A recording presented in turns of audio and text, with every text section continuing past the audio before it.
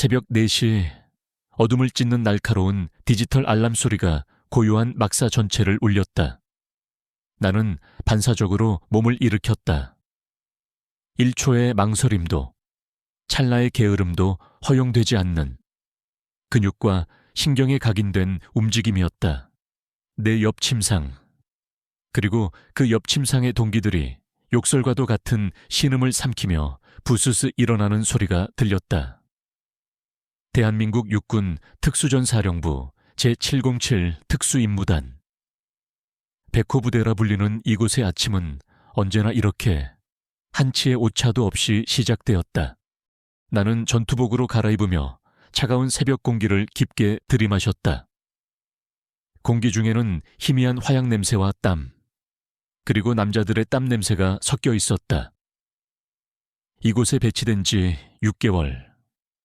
나는 여전히 이 냄새에 완전히 익숙해지지 못했다. 이곳에서 나는 이유진 대위이기 이전에 최초의 707 여군이라는 낯선 수식어로 불렸다. 그것은 영광인 동시에 보이지 않는 족쇄와도 같았다. 전원 집합, 막사 밖에서 터져 나오는 우렁찬 구함 소리에 우리는 일제히 연병장으로 뛰쳐나갔다. 완전 군장을 한 채 시작되는 10km 산악구보. 내 폐가 터져 나갈 듯했고 다리 근육은 비명을 질렀다. 하지만 나는 멈출 수 없었다. 내 옆에서, 내 뒤에서 수십 명의 남자들이 똑같은 고통을 감내하며 뛰고 있었다. 내가 조금이라도 뒤처지는 순간 역시 여자는 안 돼라는 말이 등 뒤에 비수처럼 꽂힐 것을 알기에 나는 이를 악물고 발을 내디뎠다. 수십 개의 군화가 아스팔트를 때리는 소리. 거친 숨소리가 하나의 거대한 교향곡처럼 울려 퍼지는 그 대열 속에서 나는 언제나 혼자인 섬이었다. 훈련이 끝나고 식당에 들어섰을 때 그 고립감은 더욱 선명해졌다. 내가 식판을 들고 들어서는 순간 왁자지껄하던 식당 안의 소음이 미세하게 줄어들었다. 노골적인 시선은 없었지만 모두의 신경이 나에게 쏠려 있음을 피부로 느낄 수 있었다. 나는 언제나처럼 가장 구석진 자리에 앉았다. 시선은 정면의 벽을 향한 채 최대한 빠른 속도로 밥을 입안에 밀어 넣었다. 맛을 느낄 여유 따위는 없었다. 이곳에서 식사는 생존을 위한 연료 주입일 뿐이었다. 오전 훈련과 식사를 마친 뒤 잠시의 정비 시간이 주어졌다. 나는 내 유일한 개인 공간인 관물대로 향했다. 쇠로 된 관물대 문을 열자 나의 2개의 세계가 모습을 드러냈다. 한쪽에는 각 잡혀 개어진 전투복과 반질반질하게 닦인 전투화, 그리고 분해되어 깨끗하게 손질된 K1의 기관 단총의 부품들이 한치의 오차도 없이 정렬되어 있었다. 완벽한 군인의 모습이었다. 하지만 그 차가운 강철의 세계 바로 옆 관물대 문 안쪽에는 나의 다른 세계가 숨 쉬고 있었다. 손때가 묻어 가장자리가 달아빠진 작은 사진 한 장. 20살의 나보다도 더 앳된 얼굴을 한 나의 어머니였다. 내가 입대하기 1년 전 갑작스러운 사고로 세상을 떠나신 어머니. 사진 속 어머니는 세상에서 가장 따뜻한 미소를 짓고 있었다. 나는 가끔 너무 힘들 때마다 몰래 이 사진을 보며 힘을 얻곤 했다. 어머니는 내가 군인이 되는 것을 반대했었다. 위험한 일 하지 말고 평범하게 예쁘게 살라고 하셨다. 어쩌면 어머니의 말씀이 맞았을지도 모른다. 그리고 그 사진 옆에는 더 작고 낡은 물건 하나가 더 있었다. 녹이 슬어 빛이 바랜 육군사관학교 생도 시절의 작은 휘장, 아버지의 것이었다. 지금은 대한민국 군서열 1위, 합동참모의장이 되신 나의 아버지. 아버지는 단 한 번도 내게 군인이 되라고 강요하지 않으셨다. 하지만 나는 아버지의 등 뒤에 새겨진 별들의 무게를 보며 자랐고 자연스럽게 아버지의 길을 꿈꿨다. 아버지는 나의 가장 큰 자랑이자 동시에 내가 뛰어넘어야 할 가장 높은 산이었다. 나는 휘장을 손가락으로 가만히 쓸어부었다. 차가운 금속의 감촉 위로 아버지의 무뚝뚝하지만 따뜻했던 격려가 스쳐 지나가는 듯 했다. 이유진 대위 장비 챙겨서 C코스로 집합. 문 밖에서 들려오는 소리에 나는 상념에서 깨어났다. 나는 서둘러 관물대 문을 닫았다. 나의 부드러운 세계는 다시 봉인되었다. 나는 다시 707의 이유진 대위로 돌아가야 했다. 그날 오후 훈련은 지옥의 산악 행군이었다. 30kg이 넘는 완전 군장을 메고 경사가 60도에 육박하는 험준한 산길을 주파해야 했다. 숨이 턱까지 차올랐고 어깨를 짓누르는 군장의 무게에 뼈가 으스러지는 듯했다. 땀이 비 오듯 흘러내려 눈을 뜨기조차 힘들었다. 내 뒤에서는 이제 막 자대에 배치된 지 한 달 된 김하사가 힘겹게 따라오고 있었다. 그의 얼굴은 이미 사색이 되어 있었고 숨소리는 금방이라도 끊어질 듯 거칠었다. 그때 우리 팀 옆을 스쳐 지나가던 다른 팀의 팀장 강태환 소령이 김하사를 보며 비아냥거렸다. 그는 평소에도 나를 아니꼽게 여기며 사사건건 시비를 걸어오던 인물이었다. 어이, 김하사, 여기가 유치원 소풍 온대인 줄 알아 그러고도 칠봉칠이야 체력이 그 모양이니 원. 요즘 군대 참 편해졌어. 강소령의 조롱에 김하사의 얼굴이 새빨갛게 달아올랐다. 그는 이를 악물고 다시 걸음을 옮기려 했지만 다리가 풀렸는지 그 자리에 주저앉을 뻔했다. 나는 그 모습을 몰차 지켜보았다. 내 몸도 천근만근이었지만 저 어린 병사를 저대로 둘 수는 없었다. 저것은 단순한 체력의 문제가 아니었다. 자존심의 문제였고 한 명의 군인이 꺾이느냐 마느냐의 문제였다. 10분간의 짧은 휴식 시간이 주어졌다. 모두가 땅바닥에 주저앉아 물을 마시며 숨을 고르기 바빴다. 나는 아무렇지 않은 척 김하사에게 다가갔다. 김하사, 네, 내태위님. 그는 깜짝 놀라 벌떡 일어나려 했다. 나는 손으로 그의 어깨를 누르며 말했다. 앉아. 괜찮으니 앉아. 배낭 이리 줘봐. 장비 결속 상태 좀 확인하게. 그것은 핑계였다. 그는 의아한 표정을 지으면서도 순순히 무거운 군장을 벗어 내게 건넸다. 나는 군장을 받아들고 그의 등 뒤로 몸을 돌려 장비를 점검하는 척했다. 그리고는 모두의 시선이 다른 곳을 향한 틈을 타 그의 군장 옆에 결속되어 있던 예비 탄통 하나를 재빨리 풀어 내 군장 가장 깊숙한 곳에 쑤셔 넣었다. 5kg은 좋게 나가는 쇳덩어리였다. 이미 지칠 대로 지친 내 어깨 쇳덩이의 무게가 더해지자 순간 숨이 턱 막혔다. 자, 됐다. 다시 매봐. 끈을 너무 느슨하게 조이면 어깨에 무리가 가. 나는 아무렇지 않게 군장을 그에게 돌려주었다. 그는 한결 가벼워진 군장을 메고는 어리둥절한 표정으로 나를 바라봤다. 대위님, 그런데 말이 많아. 어서 출발 준비나 해. 나는 그의 말을 끊고 돌아섰다. 바로 그 순간 저쪽 나무 그늘에 기대 서 있던 최민기 상사와 눈이 마주쳤다. 그는 우리 부팀장이자 산전수전 다 겪은 베테랑 특전사였다. 그는 처음부터 나를 못마땅하게 여기던 사람 중 하나였다. 그의 무표정한 얼굴, 그 깊이를 알 수 없는 눈이 잠시 나를 향해 머물렀다. 그는 내가 한 행동을 전부 본 것 같았다.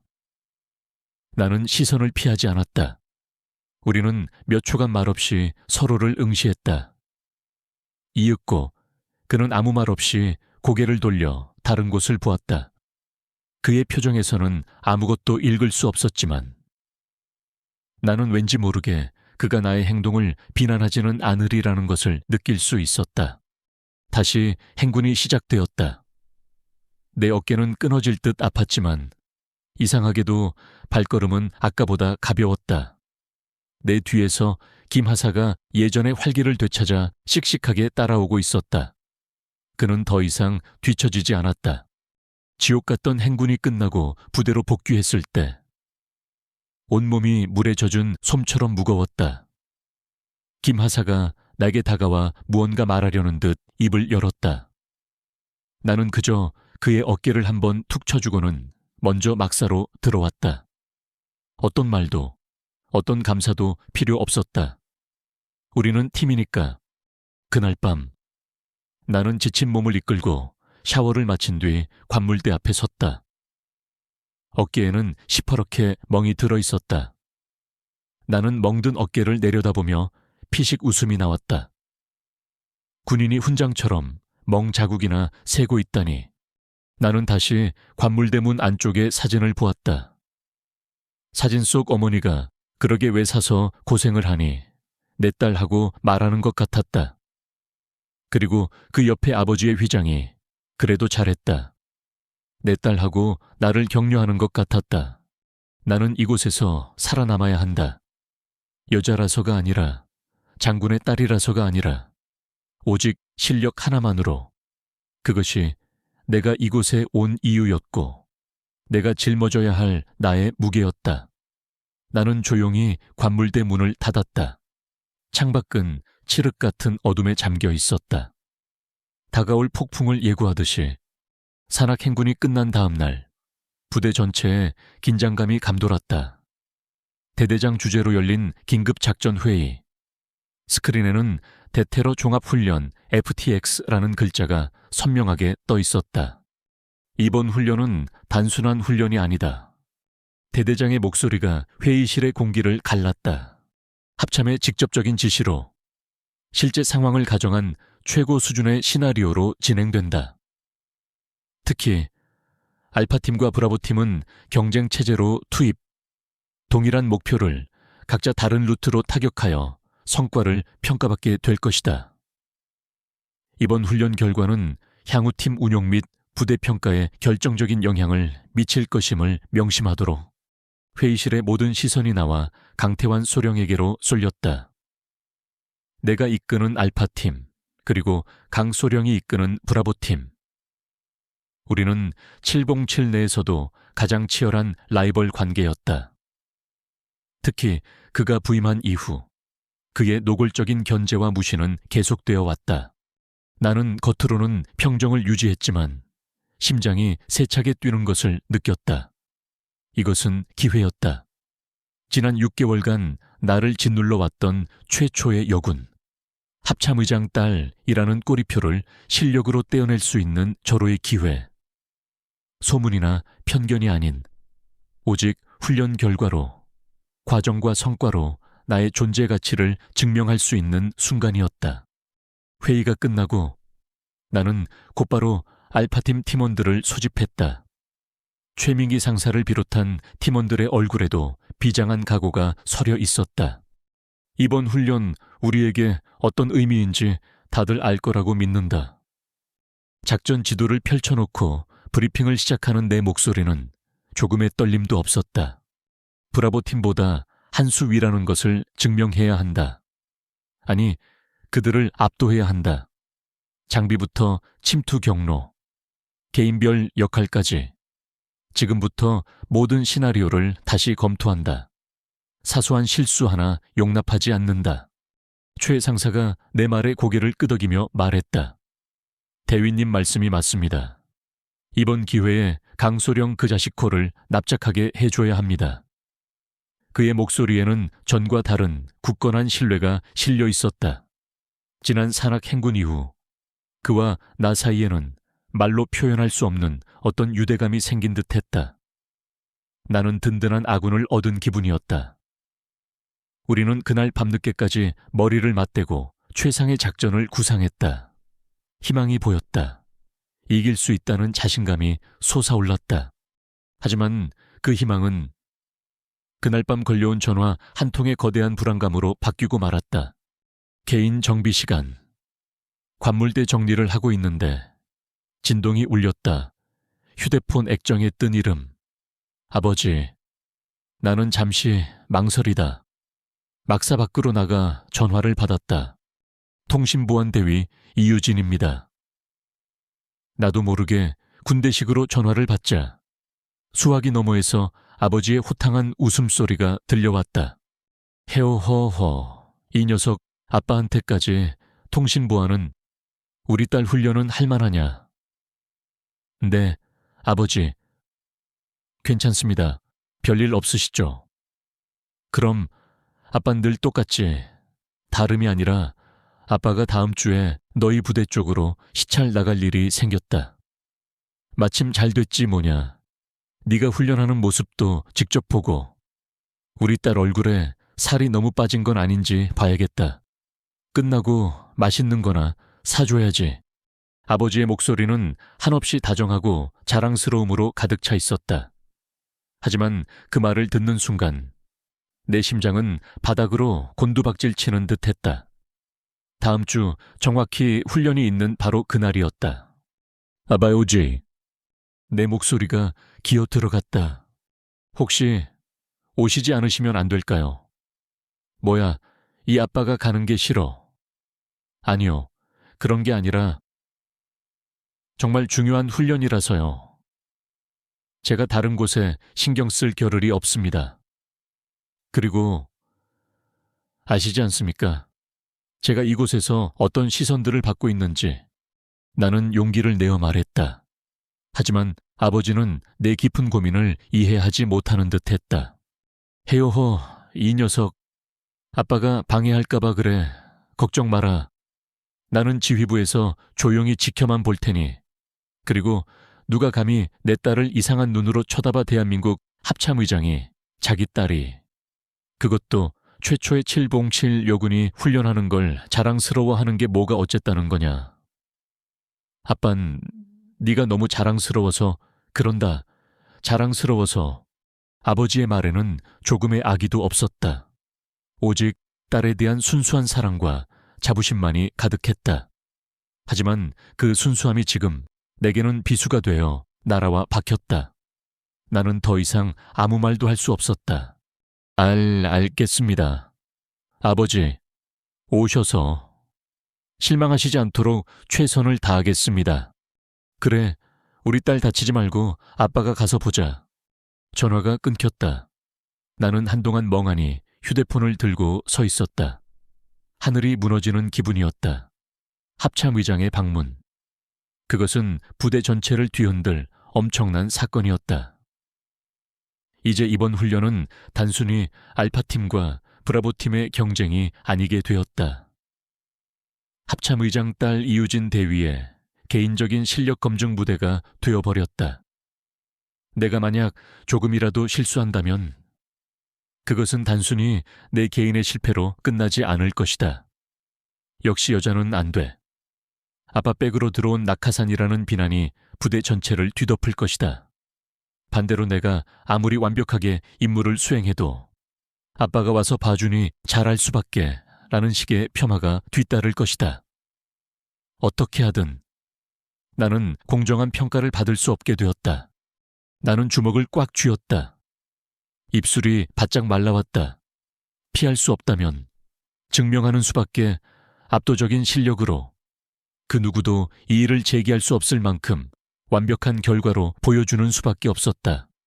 다음 날 합참의장의 부대 방문 소식은 소문이 되어 순식간에 부대 전체로 퍼져나갔다.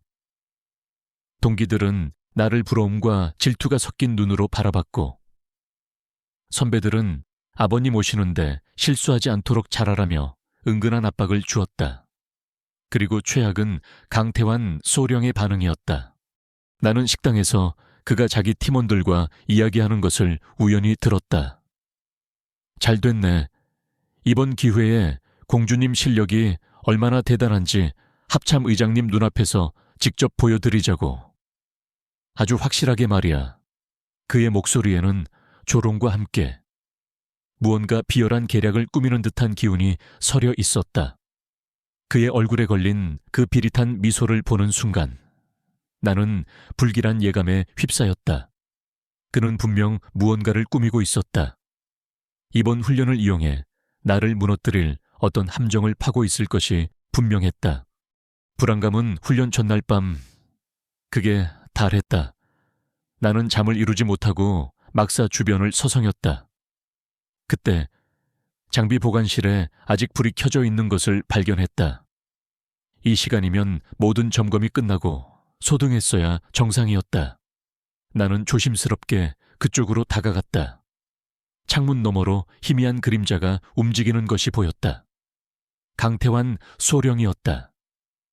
그는 무언가 장비를 만지작거리다가 인기척을 느꼈는지 서둘러 불을 끄고 밖으로 나왔다. 그는 나와 마주치자 잠시 당황한 듯했지만 이내 태연한 표정을 지으며 말했다. 이유진 대위 아니신가? 이 시간에 안 자고 뭐 하나? 최종 점검에 빠진 게 있는 것 같아 둘러보는 중이었습니다. 강 소령님이야말로 무슨 일로? 아, 나도 마찬가지야. 내일 훈련에 쓸 장비들을 마지막으로 한번 더 확인해봤지. 워낙 중요한 훈련이라서 말이야. 특히 귀한 분도 오시니 사소한 실수라도 있으면 안 되지 않겠나. 그는 귀한 분이라는 단어에 힘을 주며 의미심장한 미소를 지었다. 특히 이유진 대위, 기대가 아주 큽니다. 아버지 앞에서 멋진 모습 보여줘야지. 그의 말은 격려를 가장한 명백한 선전포고였다. 나는 그의 눈을 똑바로 마주보며 말했다. 기대에 부응하도록 최선을 다하겠습니다. 강 소령님이야말로 페어플레이 해 주시길 바랍니다. 우리의 시선이 허공에서 불꽃처럼 부딪혔다. 그는 피식 웃으며 어둠 속으로 사라졌다. 나는 그가 사라진 장비 보관실 문을 한참 동안 바라보았다. 심장이 불안하게 요동쳤다.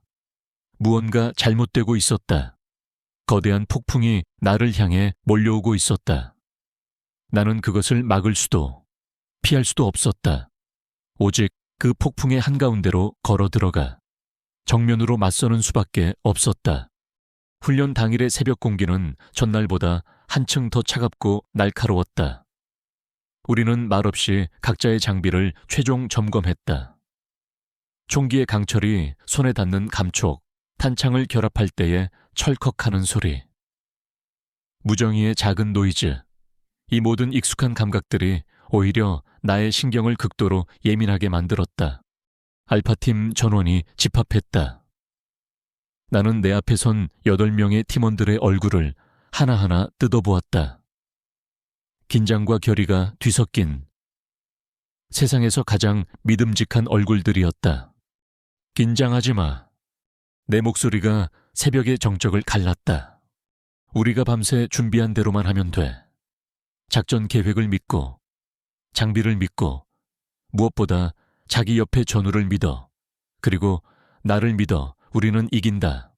알파 몰사고 최민기 상사의 선창에 팀원들이 복명복창으로 화답했다. 그들의 목소리가 하나로 합쳐져 거대한 함성이 되었다. 그래, 우리는 하나다. 아버지의 존재도, 강소령의 비아냥도, 그 무엇도 지금 이 순간 우리를 갈라놓을 수는 없었다. 훈련 장소인 대테러 훈련센터에 도착했다. 테러리스트들에게 점령당한 5층짜리 폐건물. 우리의 임무는 50분 안에 건물 내부의 모든 적을 소탕하고 3층에 억류된 VIP 인지를 구출하는 것이었다. 우리가 장비를 최종 점검하고 있을 때 저 멀리서 익숙한 검은색 세단 한 대가 먼지를 일으키며 다가오는 것이 보였다. 합동참모의장의 별 4시 박힌 성판이 아침 햇살에 반짝였다. 차는 지휘관들이 모여있는 관망탑 아래에 멈춰 섰다. 심장이 쿵 하고 내려앉았다. 아버지가 오셨다. 나는 애써 그쪽을 외면하고 작전에만 집중하려 했다. 집중하자. 이유진.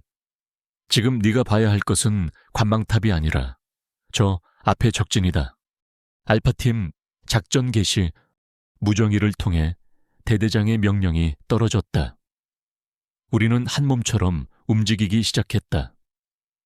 나와 초의 상사를 필두로 한 1조가 정문을 통해, 나머지 팀원들로 구성된 2조가 측면 창문을 통해 소리 없이 건물 내부로 진입했다. 모든 것이 우리가 수십 번이고 반복 훈련했던 그대로였다. 수신회 따라 움직이고 서로의 사각을 엄호하며 어둠 속에서 조용히 전진했다. 1층의 적 2명을 소음권총으로 완벽하게 제압하고 우리는 2층으로 향하는 계단을 확보했다. 지금까지는 완벽했다. 문제는 2층에서 발생했다. 2층 복도 끝, VIP가 억류된 방으로 통하는 마지막 관문이었다. 적어도 3명의 적이 저 문 너머에서 우리를 기다리고 있을 터였다. 작전 계획에 따라 우리는 섬광탄을 먼저 투척하여 적의 시야와 청각을 마비시킨 뒤 문을 파괴하고 진입하기로 되어 있었다. 김하사 좀비. 나는 가장 신참인 김하사에게 눈짓을 보냈다. 그가 고개를 끄덕이며 허리춤에서 섬광탄을 꺼내 들었다. 그의 얼굴에는 긴장한 기색이 역력했지만 움직임은 훈련받은 대로 침착했다. 그가 안전핀을 뽑고 문틈을 향해 섬광탄을 굴려 넣었다. 우리는 모두 벽에 몸을 숨기고 폭발을 기다렸다. 하나, 둘, 셋. 광! 하지만 예상했던 펑 하는 폭음과 함께 눈부신 섬광이 터져 나오는 대신 고막을 찢는 듯한 굉음과 함께 문짝이 통째로 뜯겨져 나갔다. 단순한 섬광탄의 폭발이 아니었다. 무언가 잘못되었다. 사전에 누군가 손을 쓴 규정 이상의 파괴력을 가진 폭발이었다. 기어학. 가장 가까이 있던 김하사가 폭발의 충격패에 휩쓸려 뒤로 나자빠졌다. 파편에 맞은 듯 그의 방탄 헬멧에서 불꽃이 튀었다. 그리고 바로 그 순간 내 왼쪽 팔뚝에서 불에 댄 듯한 찌르는 듯한 날카로운 고통이 느껴졌다. 하윅. 나도 모르게 신음이 터져 나왔다. 내려다보니 전투복 소매가 예리하게 찢겨져 있었고 그 안에서 시뻘건 피가 솟구치고 있었다. 뜯겨져 나간 문짝의 금속 파편이 내 팔을 깊숙이 파고든 것이다. 핏물이 전투복을 빠르게 적셔나갔다.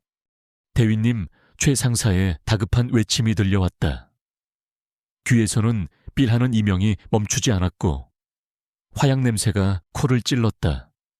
혼란, 고통. 하지만 내 머릿속은 그 어느 때보다 차갑게 움직이기 시작했다. 상황 파악, 섬광탄 오작동, 의도된 사보타주 가능성 농후, 부상자 발생 김하사, 상태 불명, 나, 좌측 팔 열상, 출혈 심함, 적의 위치 전방의 방, 임무 목표 VIP 확보, 남은 시간 12분. 나는 피가 흐르는 팔을 다른 손으로 강하게 압박하며 쓰러진 김하사에게 기어갔다. 내 고통 따위는 지금 중요한 게 아니었다. 김하사, 정신 차려 부상 정도는. 네, 대위님, 머리가 좀 울립니다. 괜찮습니다. 그는 충격으로 잠시 정신을 잃었을 뿐. 다행히 큰 부상은 없어 보였다. 나는 즉시 허벅지에 있던 응급처치 키트를 꺼내 한 손으로 내 팔의 상처 부위를 능숙하게 압박 붕대로 감았다. 훈련소에서부터 눈을 감고도 할 수 있을 만큼 반복했던 동작이었다. 피가 붕대 위로 계속 배어 나왔지만 일단은 무시하기로 했다. 나는 무정이를 입에 가져다 댔다. 내 목소리는 조금도 흔들리지 않았다. 알파팀 전원 들어라. 여기는 알파 하나 작전 계획을 반으로 변경한다. 초에 상사 2조를 이끌고 즉시 우측 창문으로 우회하여 적의 측면을 타격한다. 김하사는 나를 엄호하며 중앙으로 진입한다. 30초 후에 동시 진입 지금부터 내 지시에 따른다 실시. 내 명령에 팀원들이 즉각적으로 움직이기 시작했다. 이것이 707리였다. 예상치 못한 위기 상황에서도 지휘관의 명령에 따라 한 몸처럼 움직이는 것. 나는 K1A를 고쳐 잡았다. 왼팔의 고통이 신경을 갉아먹었지만 나는 그것을 의식의 저편으로 밀어냈다. 진입. 나의 외침과 함께 우리는 방 안으로 쏟아져 들어갔다. 폭발로 혼란에 빠져 있던 적들은 우리의 기습에 제대로 대응조차 하지 못했다. 몇 발의 총성이 울리고 모든 상황은 1분도 차에 되지 않아 정리되었다. 상황 종료, VIP 확보. 나는 무정의에 보고하며 거친 숨을 몰아쉬었다. 그제야 아드레날린이 가라앉으며 팔의 고통이 파도처럼 밀려왔다. 전투복은 내 피로 끈적거리고 축축했다.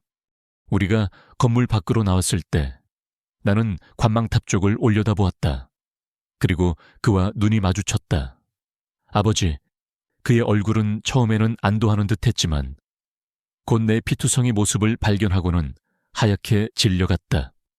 그리고 그 창백함은 순식간에 내가 너무나도 잘 아는 걷잡을 수 없는 분노의 검붉은 색으로 변해갔다. 아버지가 관망탑에서 뛰쳐나오듯 내려왔다. 바로 그때 강태환 소령이 마치 기다렸다는 듯이 우리 쪽으로 달려왔다. 이 대위 괜찮나? 김하사는 세상에 이게 어떻게 된 건가? 훈련 중에 이런 끔찍한 사고가 발생하다니. 대대장님, 이건 명백한 안전관리 소홀입니다. 그의 가식적인 외침은 타오르는 불에 기름을 붓는 격이었다. 그의 영의는 너무나도 완벽해서 상황을 모르는 사람이 본다면 진심으로 부하를 걱정하는 유능한 지휘관으로 보일 정도였다. 아버지가 성큼성큼 내게 다가왔다. 그의 눈에는 이성이 마비된 분노의 불길이 타오르고 있었다. 그는 무슨 일이 있었는지 묻지 않았다.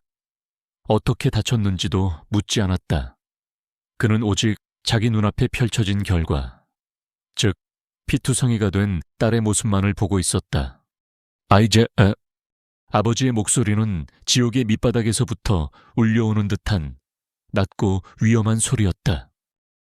무슨 짓들이야? 그는 나를 보고 말하는 것이 아니었다. 그의 불타는 듯한 시선은 내 뒤에 서 있는 대대장과 다른 지휘관들을 향해 있었다. 그의 주먹은 부들부들 떨리고 있었다. 대한민국 군서열 1위의 분노. 그것은 단순한 분노가 아니었다. 그것은 곧 다가올 거대한 피해 숙청을 예고하는 전주곡이었다.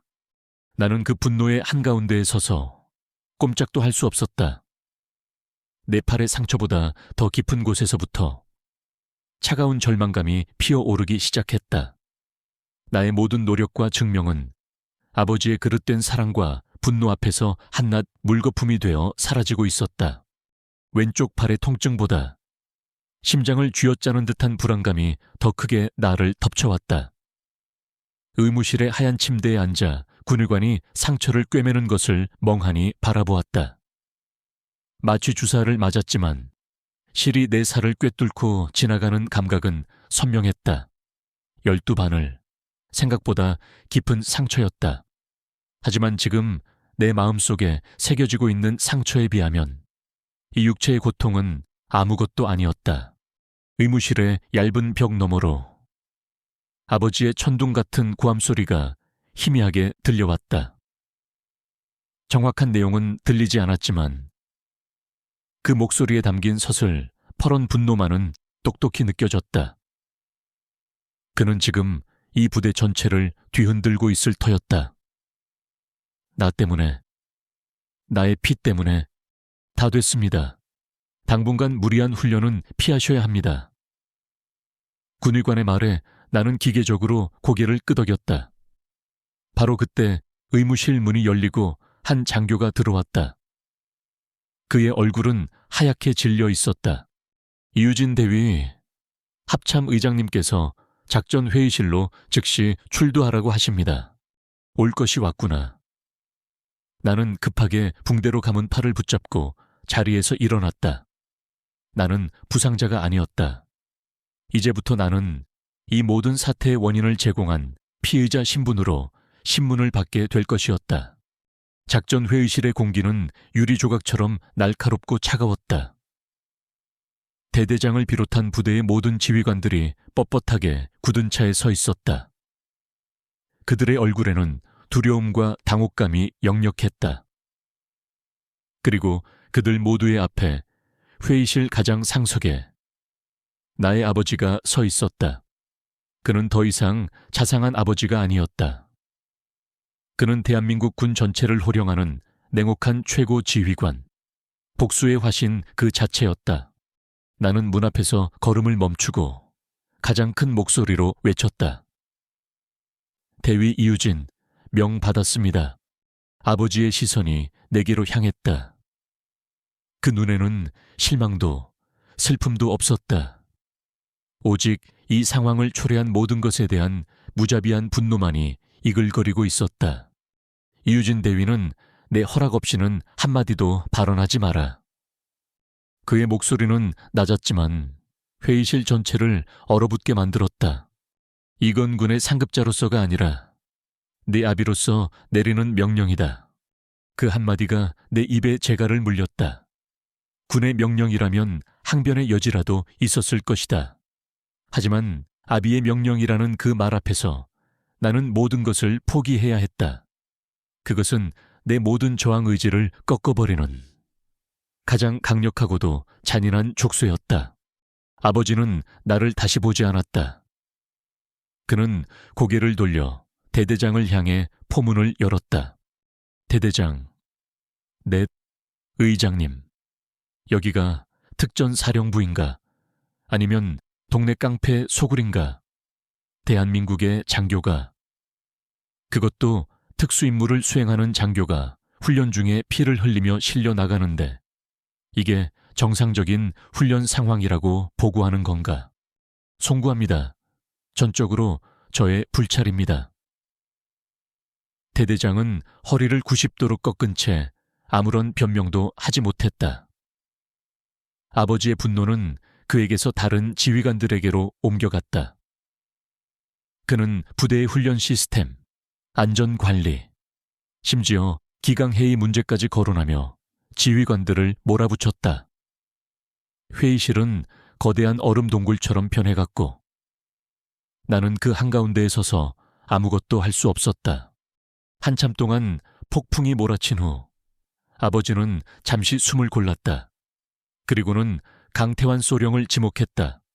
강태환 소령, 넷 의장님, 자네는 사고 당시 바로 옆 팀을 지휘하고 있었고 사고 직후 현장을 직접 목격했으니 아는 대로 사실대로 보고하도록.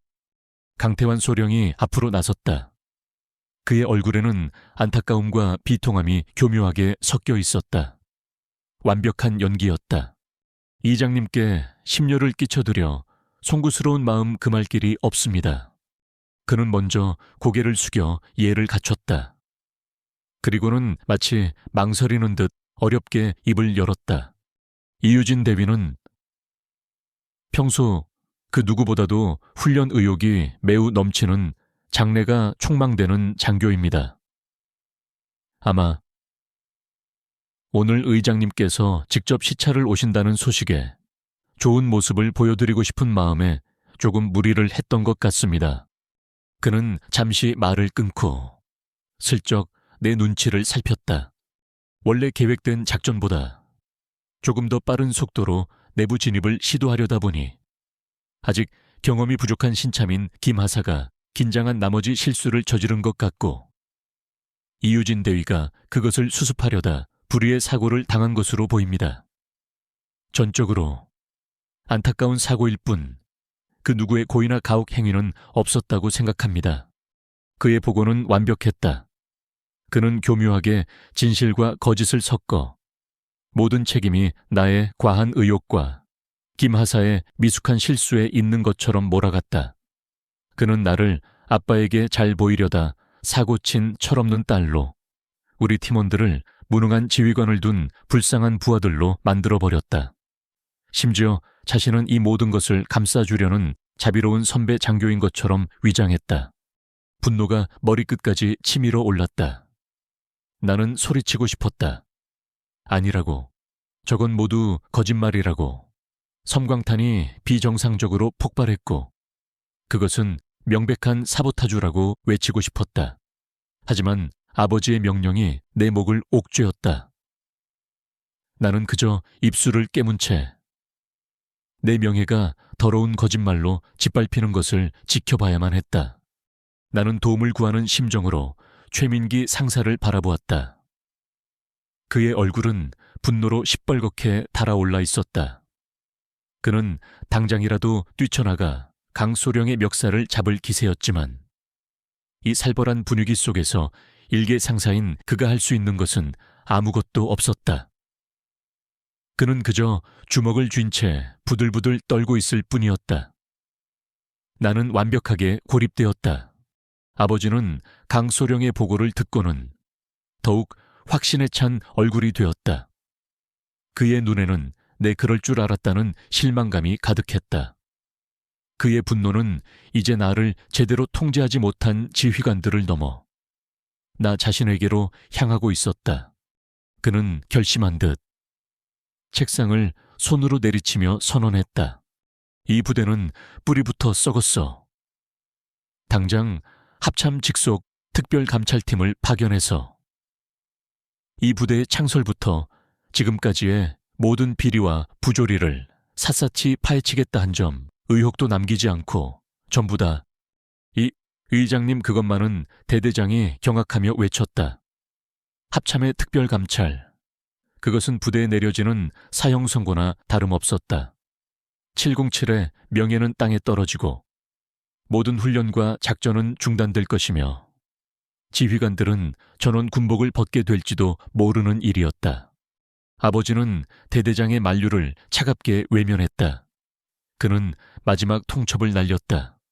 대대장, 자네에게 쉬어도 1시간을 주겠다. 그의 목소리는 이제 분노를 넘어 차갑게 식어 있었다. 내일 이 시간까지 이 사건의 진상에 대해 내가 납득할 수 있는 그 누구도 반박할 수 없는 명백한 증거를 내 눈앞에 가져와.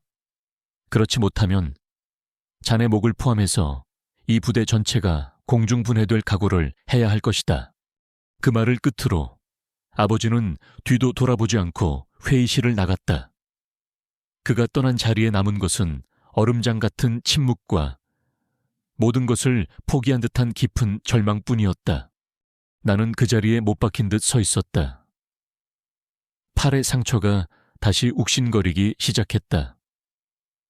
하지만 그것은 아무런 고통으로도 느껴지지 않았다. 내 모든 것을 걸었던 나의 부대, 나의 팀, 그리고 나의 명예가 나를 가장 사랑하는 사람의 손에 의해 산산조각 나고 있었다. 이것이 나의 시련이었다. 피할 수도 맞설 수도 없는 절체절명의 시련. 24시간. 그것은 한 생명이 태어나기에도 한 제국이 무너지기에도 충분한 시간이었다. 그리고 내게 주어진 24시간은 나의 모든 것이었던 군인으로서의 삶과 명예가 사형 선고를 기다리는 시간이었다. 나는 의무실에서 나와 내 숙소에 사실상 감금되었다. 부상자 안정을 위한 배려라는 명목이었지만 실상은 잠재적 범죄자에 대한 격리 조치나 다름없었다. 시계의 초침 소리가 내 심장 소리처럼 크게 울렸다. 똑딱, 똑딱, 내 남은 군 생활의 카운트다운이었다. 나는 말없이 관물대를 정리하기 시작했다. 언젠가는 해야 할 일이었다. 각 잡힌 전투복, 반질반질한 전투화, 그리고 내 손때가 묻은 희완의 기관 단총. 나는 그것들을 하나하나 꺼내어 정성껏 닦았다. 마치 오랜 친구와 작별 인사를 하듯이 관물대 문 안쪽에 붙어있는 어머니의 사진을 떼어냈다. 사진 속 어머니의 미소가 오늘따라 유난히 슬퍼 보였다. 눈물 한 방울이 사진 위로 툭 떨어졌다. 어머니, 제가 틀렸나 봐요. 저는 아버지처럼 훌륭한 군인이 되고 싶었을 뿐인데 결국 아버지의 가장 큰 골칫덩이가 되어버렸네요. 숙소 밖에서는 부대 전체가 살얼음판을 걷는 듯한 긴장감이 흘렀다. 합참의 특별감찰팀이 이미 부대 정문 밖에서 대기 중이라는 소문이 파다했다. 내가 무너지면 이 부대 전체가 무너지는 것이다. 나의 존재 자체가 부대의 재앙이 되어버렸다. 마감 시한이 서너 시간 앞으로 다가왔을 때 숙소 문이 조용히 열리고 최민기 상사가 들어왔다. 그의 얼굴은 며칠 밤을 샌 사람처럼 퀭했지만 그의 눈은 형형하게 빛나고 있었다. 대위님, 그가 나지막이 나를 불렀다. 아직 포기하지 마십시오. 세상에는, 군대에는 아직 정의가 살아있다는 것을 제가 증명해 보이겠습니다. 부디 저를 믿으십시오.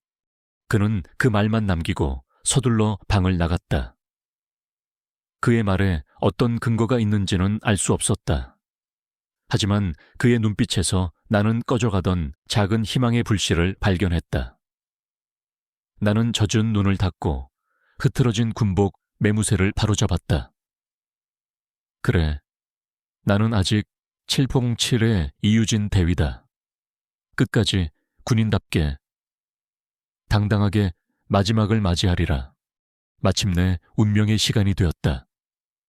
나는 다시 작전 회의실로 소환되었다. 회의실의 공기는 어제보다 훨씬 더 무겁고 침통했다. 대대장의 얼굴은 완전히 잿빛이 되어 있었다. 나의 아버지는 어제와 똑같은 자리에 돌처럼 굳은 얼굴로 서 있었다. 그가 입을 열었다. 그의 목소리에는 이제 분노조차 남아있지 않은 차가운 냉기만이 서려 있었다. 지난 24시간 동안 대대장은 이 사태에 대해 이렇다 할 증거 하나 제시하지 못했다. 변명과 책임 회피뿐이었지. 따라서 본인은 합동참모의장으로서 그가 특별감찰팀의 투입을 명령하려던 바로 그 순간이었다. 이장님, 잠시만 기다려 주십시오. 회의실 문이 벌컥 열리며 최민기 상사가 뛰어들어왔다. 그의 손에는 노트북 한 대가 들려 있었다. 모두의 시선이 그에게로 쏠렸다.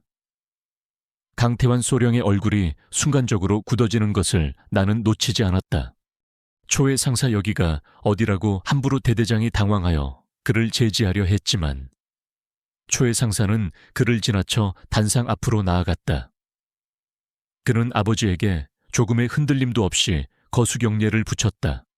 이장님께 반드시 보여드려야 할 영상이 있습니다. 부디 단 5분만 시간을 허락해 주시길 간청드립니다. 그의 목소리에는 모든 것을 건자의 비장함이 담겨 있었다. 아버지는 이 어처구니 없는 상황에 잠시 미간을 찌푸렸지만 최 상사의 눈빛에서 무언가를 읽었는지 이내 짧게 턱짓을 했다. 좋다. 5분 주지. 하지만 내 기대에 미치지 못한다면 자네는 군법회의에 회부될 각오를 해야 할 것이다. 감사합니다. 최 상사는 노트북을 회의실의 대형 스크린과 연결했다. 회의실의 조명이 어두워졌다. 첫 번째 영상이 스크린에 나타났다. 영상 1훈련장 외곽 CCTV. 그것은 훈련 당시의 상황을 넓은 각도에서 촬영한 영상이었다. 문제의 폭발 장면, 그리고 그 직후에 혼란스러운 상황이 고스란히 담겨 있었다. 그리고 다음 순간 영상은 나를 클로즈업했다. 피 흘리는 팔을 다른 손으로 지혈하면서도 쓰러진 김하사에게 달려가 상태를 확인하고 즉시 무정의로 새로운 명령을 하달하는 내 모습. 내 목소리가 스피커를 통해 회의실 전체에 울려 퍼졌다. 작전 계획을 반으로 변경한다. 지금부터 내 지시에 따른다 실시. 그 목소리에는 고통의 신음 대신 위기 상황을 완벽하게 통제하는 지휘관의 카리스마가 담겨 있었다. 강태환이 말했던 당황해서 저지른 실수나 과욕이 부른 참사와는 거리가 멀었다. 그것은 위기 속에서 더욱 빛나는 진짜 군인의 모습이었다. 아버지의 돌같던 얼굴에 처음으로 미세한 균열이 생겼다. 그의 눈에 혼란스러운 빛이 스쳐 지나갔다. 영상 2훈련 전날 밤, 장비 보관실 내부 CCTV. 최 상사가 마른 침을 삼키며 말했다. 다음은 훈련 전날 밤 11시, 장비 보관실 내부 CCTV 영상입니다. 화면이 바뀌었다. 어두운 장비 보관실. 시간은 영상 하단에 선명하게 찍혀 있었다. 그때 보관실 문이 조용히 열리고 한 남자가 안으로 들어왔다. 주위를 살피는 조심스러운 움직임. 강태환 소령이었다. 회의실 안에서 작게 술렁이는 소리가 들렸다. 강소령의 얼굴은 이미 하얗게 질려 있었다. 영상 속의 강태환은 섬광탄이 담긴 상자로 다가갔다. 그는 상자 맨 위에 있던 섬광탄 하나를 꺼내 들었다. 그리고는 주머니에서 작은 공구와 정체불명의 약품이 담긴 봉투를 꺼냈다. 그는 능숙한 손놀림으로 섬광탄의 안전장치 부분을 분해하고 그 안에 무언가를 조작하기 시작했다. 표준 규격의 섬광탄을 치명적인 파괴력을 가진 사제 폭탄으로 개조하고 있는 것이었다. 그의 얼굴이 카메라에 너무나도 선명하게 잡혔다. 그의 입계는 비열하고 잔인한 미소가 걸려 있었다. 그는 조작을 마친 섬광탄을 다시 상자 맨 위에 가장 손이 가기 쉬운 곳에 올려놓았다. 그리고는 아무 일 없었다는 듯이 보관실을 빠져나갔다. 영상이 끝나자 회의실의 조명이 켜졌다. 숨막히는 정적, 바늘 하나 떨어지는 소리까지 들릴 듯한 완벽한 침묵이 회의실을 지배했다. 재호, 거짓말이야. 침묵을 깬 것은 강태환의 비명이었다. 그는 자리에서 벌떡 일어나 손가락으로 스크린을 가리켰다. 저건 조작이야. 저 최민기 상사가 나를 음해하기 위해 꾸며낸 거짓 영상이라고. 나는 저런 짓을 한 적이 없어. 하지만 그의 창백한 얼굴과 공포에 질려 떨리는 목소리는 그 자신이 최고의 증거임을 말해주고 있었다. 대대장이 얼음처럼 차가운 목소리로 말했다. 강소령, 자네는 이제부터 군사경찰의 조사를 받게 될 걸세. 한 점 의혹 없이 철저하게. 나는 천천히 고개를 들어 단상 위에 서 있는 아버지를 보았다. 그는 움직이지 않았다. 텅 빈 스크린을 보고 있는 그의 얼굴은 분노도 슬픔도 아닌 그저 완전한 공백이었다. 빗기가 완전히 가신 그의 얼굴 위로 거대한 감정의 파도가 스쳐 지나가는 것이 보였다. 충격, 불신, 그리고 영상 속에서 피를 흘리면서도 부하를 챙기고 임무를 완수하던 내 모습을 떠올리는 듯한 짧은 회상. 그리고 마지막으로 강태환의 추악한 범죄 행각을 확인하는 순간 그의 온몸을 덮쳐오는 거대하고 감당할 수 없는 무게에 수치심, 자신이 무슨 짓을 했는지, 자신의 섣부른 분노와 오만한 사랑이 어떤 끔찍한 결과를 낳을 뻔했는지를 깨달아버린 한 남자의 무너져 내리는 얼굴이었다. 그는 자신의 손으로 직접 가장 사랑하는 딸의 명예와 목숨을 빼앗을 뻔했다. 아버지는 천천히, 아주 천천히 고개를 돌려 나를 보았다. 우리의 시선이 허공에서 마주쳤다. 나는 그의 눈에서 한평생 단 한 번도 본 적 없었던 것을 보았다. 그것은 부서진 자존심과 후회로 가득 찬 한없이 나약하고 상처 입은 한 아버지의 눈물이었다. 그의 입술이 살짝 열렸지만 아무런 소리도 나오지 않았다. 거대한 수치심이 그의 목소리마저 빼앗아간 것이다. 진실은 밝혀졌다. 나는 마침내 승리했다. 하지만 내 마음속에 차오르는 것은 통쾌함이 아니었다. 내 눈앞에서 완전히 부서져 내리고 있는 한 남자를, 나의 아버지를 보는 깊은 슬픔이었다. 영상 재생이 끝나자 회의실의 시간은 잠시 멈춘 듯했다. 강태환 소령의 추악한 범죄 행각과 그에 대비되는 나의 피투성이 분투가 스크린 위로 선명하게 교차했다. 모든 진실이 백일에 드러난 순간이었다. 가장 먼저 정신을 차린 것은 대대장이었다.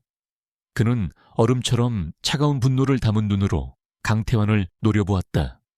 군사경찰, 당장 강태환 소령의 신병을 확보하라 한 점, 의혹도 남기지 말고 이 사건의 전모를 조사하도록. 아, 안 돼. 이건 모함이야. 내가 아니야. 강태환은 발악하며 저항했지만 회의실 문을 박차고 들어온 군사경찰들에게 양팔이 붙들려 무력하게 끌려나갔다. 그의 비명소리가 복도 저편으로 멀어져 가면서 회의실을 짓누르던 무거운 공기도 함께 흩어지는 듯했다. 나는 멍하니 그 광경을 바라보았다. 너무나도 길고 고통스러웠던 싸움이었다. 회의실에 남아있던 다른 지휘관들은 차마 내 얼굴을 제대로 쳐다보지 못했다. 그들의 얼굴에는 미안함과 부끄러움이 역력했다. 나는 조용히 회의실을 빠져나왔다. 복되는 알파팀 팀원들이 모두 나를 기다리고 있었다. 그들은 아무 말도 하지 않았다. 하지만 그들의 눈빛이 모든 것을 말해주고 있었다. 최민기 상사가 내 어깨를 툭 쳤고 김하사는 눈시울이 붉어진 채 나를 향해 거수경례를 붙였다. 그 어떤 훈장보다도, 그 어떤 표창보다도 값진 인정이었다. 우리는 말없이 서로를 마주보며 비로소 하나의 진짜 팀이 되었음을 느꼈다. 그날 밤 나는 숙소 침대에 앉아 붕대로 감긴 팔을 내려다보고 있었다. 상처는 여전히 욱신거렸지만 마음은 이상할 만큼 고요했다. 그때 문을 두드리는 소리가 들렸다. 들어오십시오. 문을 열고 들어온 사람은 나의 아버지였다. 그는 장군의 위엄이 가득했던 제복 대신 편안한 활동복 차림이었다. 단 몇 시간 만에 10년은 늙어버린 듯 그의 얼굴에는 깊은 피로와 고뇌가 새겨져 있었다. 그는 방 안으로 들어와서도 차마 내게 가까이 다가오지 못하고 문가에 서 있었다. 대한민국 군 서열 1위의 당당함은 온데간데 없고 그저 잘못을 저지른 뒤 어쩔 줄 몰라 하는 한 명의 아버지만이 서 있었다. 긴 침묵이 흘렀다. 아버지는 한참 동안이나 땅바닥만 내려다보다가 마침내 어렵게 입을 열었다. 그의 목소리는 모래가 섞인 것처럼 거칠고 낮았다. 유진아. 그는 내 계급 대신 나의 이름을 불렀다. 아이, 아빠가 잘못했다. 그는 고개를 들지 못했다. 정말 잘못했다.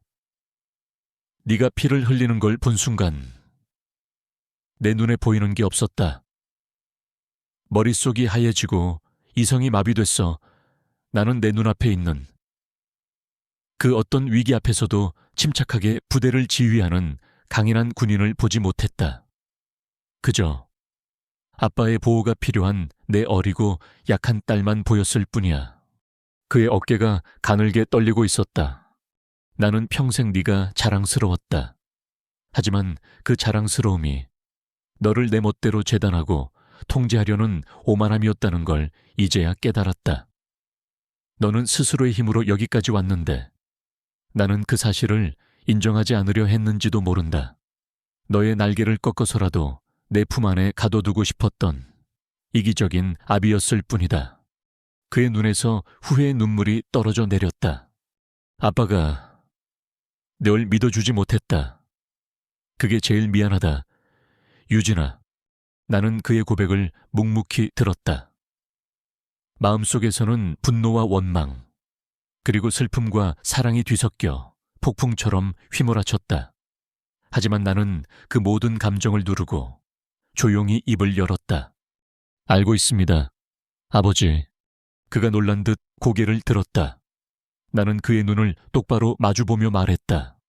아버지가 저를 얼마나 사랑하시는지 누구보다 잘 알고 있습니다. 하지만 나는 잠시 숨을 골랐다. 저는 이제 더 이상 아버지가 모든 위험에서부터 지켜줘야 하는 어린 딸이 아닙니다. 저는 제 자신을 그리고 제 목숨을 맡긴 전우들을 지킬 수 있는 대한민국 육군의 장교이자 지휘관입니다. 제가 아버지께 바랐던 것은 무조건적인 보호가 아니었습니다. 그저 저의 길을, 저의 선택을 믿고 지켜봐 주시는 것, 그것 하나였습니다. 내 말에 아버지는 다시 고개를 숙였다. 그는 아무런 대답도 하지 못했다. 우리의 관계에 새겨진 상처는 너무나 깊었다. 하룻밤의 사과로 아물 수 있는 것이 아니었다. 하지만 나는 알 수 있었다. 오늘 우리는 비로소 진짜 부모와 자식으로서의 첫걸음을 떼었다는 것을. 아버지는 한참을 그렇게 서 있다가 조용히 돌아서서 방을 나갔다. 그의 뒷모습은 세상에서 가장 작고 외로워 보였다. 며칠 뒤 부대는 다시 안정을 되찾았다. 강태환 소령은 군사재판에 회부되어 불명예 전역과 함께 실형을 선고받았다. 합참의 특별감찰은 없던 일이 되었고 대대장은 엄중 경고 조치를 받는 선에서 사태가 마무리되었다. 그리고 나에게도 새로운 소식이 찾아왔다. 대대장이 직접 나를 그의 사무실로 불렀다. 그곳에는 최민기 상사도 함께 와 있었다. 대대장은 내게 공식적으로 사과의 뜻을 전했다. 그리고는 결심한 듯 말했다. 이유진 대위, 이번 일을 계기로 군 상부에서는 이 대위의 뛰어난 지휘 능력과 위기관리 능력을 재평가했다. 자네는 스스로의 실력으로 707의 일원이 될 자격이 있음을, 그리고 팀을 이끌 자격이 있음을 증명해냈네. 그는 책상 위에 놓인 임명장을 내게 내밀었다. 아예 육군 특수전사령부는 이유진 대위를 특수임무단 알파팀의 정식 팀장으로 임명한다. 나는 믿을 수 없다는 듯 임명장을 받아들었다. 내 이름 석자와 함께 팀장이라는 직책이 선명하게 박혀 있었다. 여자로서는 최초였다. 그리고 최민기 상사. 대대장이 최 상사를 돌아보았다. 자네는 오늘부로 알파팀 부팀장 직책을 맡아 이유진 대위를 성심성의껏 보좌하도록. 이상, 긍성. 최 상사가 그 어느 때보다도 우렁찬 목소리로 격려를 붙였다. 그의 얼굴에는 좀처럼 보기 힘든 진심에서 우러나온 환한 미소가 걸려 있었다. 잘 모시겠습니다. 팀장님, 그가 나를 보며 다시 한번 격려했다. 대위님이 아닌 팀장님이라는 그 호칭이 지난 모든 고통을 씻어주는 듯했다. 그날 오후 나는 알파팀의 전용 작전실에 서 있었다. 이제는 온전히 나의 공간이 된 곳이었다. 최 상사와 나는 스크린 위에 떠있는 우리 팀원들의 사진과 인적 사항을 바라보고 있었다. 최 상사가 씁쓸한 미소와 함께 입을 열었다. 의장님의 사랑은 참으로 무섭습니다. 팀장님, 하마터면 부대 전체가 날아갈 뻔했습니다. 나는 고개를 끄덕였다. 그의 말이 맞았다. 아버지의 사랑은 나를 지키는 방패인 동시에 나를 가두는 감옥이기도 했다. 나는 스크린 위에 떠있는 믿음직한 팀원들의 얼굴을, 그리고 내 옆에 든든하게 서 있는 최 상사를 바라보았다. 그리고는 나지막이 대답했다.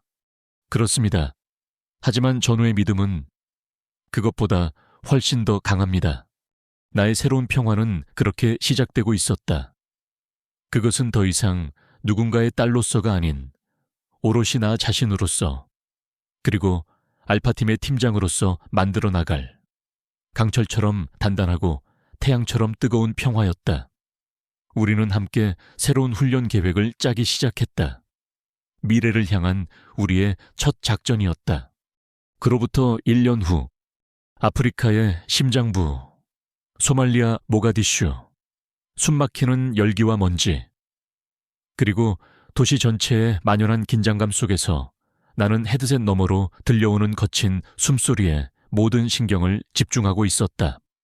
여기는 알파2, 목표 건물 3층 진입 완료.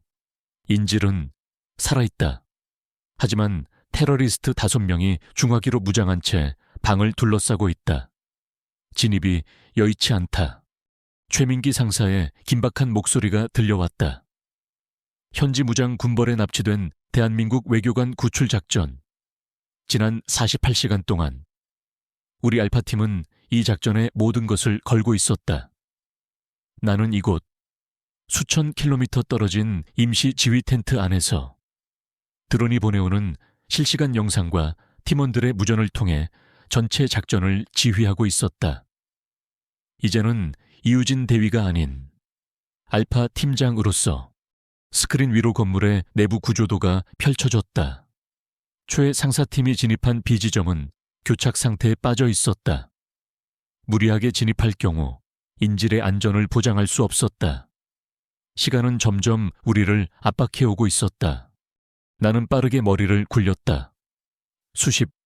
수백 개의 시나리오가 머릿속에서 그려지고 지워졌다.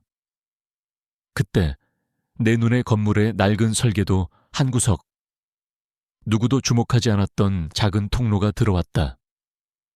시 지점 옥상으로 연결된 낡은 환풍구. 지도상으로는 존재했지만 실제 사용 가능 여부는 미지수인 위험 부담이 큰 루트였다. 나는 결심했다. 망설일 시간이 없었다. 나는 무정히 마이크를 입으로 가져갔다. 알파 2, 여기는 알파 1. 내 말 들리나? 수신양호. 작전 계획을 수정한다. 현재 위치에서 대기하며 적의 시선을 끌어라. 내가 별동대를 이끌고 C지점 환풍구를 통해 내부로 직접 진입, 적의 배후를 타격한다. 내가 모든 책임을 진다. 실시. 지휘 텐트 안에 다른 장교들이 경악하며 나를 쳐다봤다. 팀장이 직접 위험천만한 침투조를 이끈다는 것은 전례에 없는 일이었다. 하지만 나는 흔들리지 않았다. 내 팀원들의 목숨을, 그리고 인질의 목숨을 도박에 걸 수는 없었다. 나는 즉시 방탄조끼와 장비를 착용했다. 그리고 가장 정예인 팀원 3명과 함께 헬기에 올랐다. 헬기가 목표 건물 옥상에 우리를 내려놓았을 때 총성과 폭음이 도시를 뒤흔들고 있었다. 최상사의 팀이 우리의 계획대로 적들의 시선을 훌륭하게 끌어주고 있는 것이다. 우리는 환풍구를 통해 소리 없이 건물 내부로 잠입했다. 그리고 마침내 인질이 갇혀있는 방의 바로 위층에 도달했다. 우리는 바닥을 폭파하고 로프를 이용해 순식간에 방 안으로 쏟아져 들어갔다. 우리의 기습에 테러리스트들은 제대로 대응조차 하지 못했다. 30초, 단 30초 만에 모든 상황은 종료되었다. 인질 확보 임무 완수, 무사히 구출된 외교관이 내 손을 잡고 눈물을 흘렸다. 나는 땀으로 젖은 얼굴로 그에게 미소를 지어 보였다. 임무 성공이라는 4글자의 무게가 지난 1년간의 모든 노력을 보상해주는 듯했다. 우리는 더 이상 최초의 여군이 있는 팀이 아니었다. 우리는 대한민국 최강의 팀, 알파팀이었다. 성공적인 임무를 마치고 부대로 복귀했을 때 우리는 영웅과도 같은 환대를 받았다. 하지만 나의 마음은 축하 파티나 포상 휴가 대신 다른 곳으로 향해 있었다. 며칠 뒤 나는 707 부대의 지옥 훈련 코스 중 하나인 갯벌 훈련장을 찾았다. 마침 신입 요원 선발을 위한 지옥주가 한창이었다. 갯벌을 구르고 무거운 통나무를 이고 달리며 예비 후보생들은 인간의 한계에 도전하고 있었다. 그들 중 유독 눈에 띄는 한 사람이 있었다. 비틀거리면서도 끈질기게 동기들을 따라가고 있는 유일한 여자 후보생이었다. 나는 그녀의 모습에서 1년 전의 나를 보았다. 외롭고 고통스럽고 수없이 포기하고 싶었던 순간들, 잠시의 휴식 시간. 나는 그녀에게 다가갔다. 그녀는 깜짝 놀라 흙탕물 속에서 벌떡 일어나려 했다. 나는 손을 내저어 그녀를 앉혔다. 후보생, 포기하고 싶나 내 물음에 그녀는 고개를 저었다. 하지만 지친 목소리는 떨리고 있었다. 아닙니다. 할 수 있습니다. 목소리에 힘이 없어. 나는 그녀의 눈을 똑바로 바라보며 말했다. 777은 강한 체력만으로 오는 곳이 아니다. 그 체력을 뛰어넘는 강한 정신력으로 오는 곳이야. 네가 여자라서 힘든 게 아니야. 777의 훈련이 원래 지독하게 힘든 거다. 네 안의 한계를 넘을 준비가 되었나? 되지 않았나? 지금은 그것만 생각해. 나는 내 경험에서 우러나온 조언을 몇 마디 덧붙여 주었다. 호흡법, 체력, 안배 요령, 그리고 무엇보다 중요한 것은 정신을 다스리는 법. 내가 처음 이곳에 왔을 때 누군가 이런 조언 한마디라도 해주었더라면 얼마나 좋았을까. 그녀는 내 말을 하나하나 놓치지 않으려는 듯 초롱초롱한 눈으로 나를 바라보았다. 나는 그녀의 어깨를 두드려 주었다. 버텨내라. 그럼 너는 이곳에서 동지를 얻게 될 것이다. 나는 그녀가 새로운 역사를 쓸 수 있기를, 그리고 다시는 누구도 혼자 외롭게 싸우지 않기를 진심으로 바랐다. 그것이 내가 이곳에 남아있는 또 다른 이유였다. 그리고 또다시 시간이 흘러 평화로운 어느 주말 오후, 나는 나의 알파팀 팀원들과 함께 부대 내 전술훈련장에서 새로운 장비에 대한 적응 훈련을 하고 있었다. 이제 우리는 눈빛만 봐도 서로의 생각을 읽을 수 있을 만큼 완벽한 한 팀이 되어 있었다. 초의 상사님, 자세가 그게 뭡니까? 연세 드시더니 감이 떨어지셨나 봅니다. 뭐라고 팀장님이야말로 너무 마르셔서 반동도 제대로 못 잡으시는 것 아닙니까? 우리는 서로 농담을 주고받으며 웃었다. 그때 훈련장 저편에서 우리를 바라보고 있는 한 남자의 모습이 눈에 들어왔다. 편안한 등산복 차림에 인자한 미소를 짓고 있는 남자. 나의 아버지였다. 그는 군복을 벗고 합참의장이라는 무거운 짐을 내려놓은 뒤 평범한 예비역 장성으로 돌아가 있었다. 그는 더 이상 내 훈련에 간섭하지 않았다.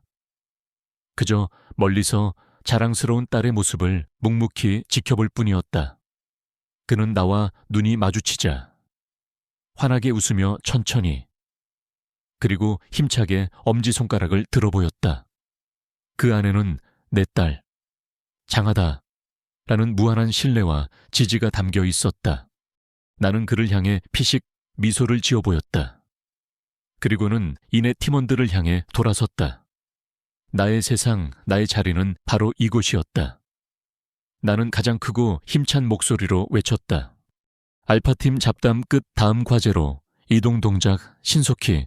나의 명령에 팀원들이 일사불란하게 움직이기 시작했다. 나는 더 이상 누군가의 그늘 아래에 있지 않았다. 나는 내 스스로 빛나는 별이 되었고 나의 동료들과 함께 밤하늘을 밝히는 별자리가 되었다. 나는 군인이었고 지휘관이었으며 누군가의 길을 열어주는 성우자였다. 나는 나의 집을, 나의 가족을, 나의 모든 것을 찾았다. 나의 두 번째 봄은 그 어떤 봄보다도 눈부시게 빛나고 있었다. 오늘 이야기가 감동적이었다면 구독과 좋아요를 눌러주세요. 여러분의 따뜻한 응원이 저희에게는 큰 힘이 됩니다. 다음에는 더욱 흥미진진한 이야기로 찾아뵙겠습니다.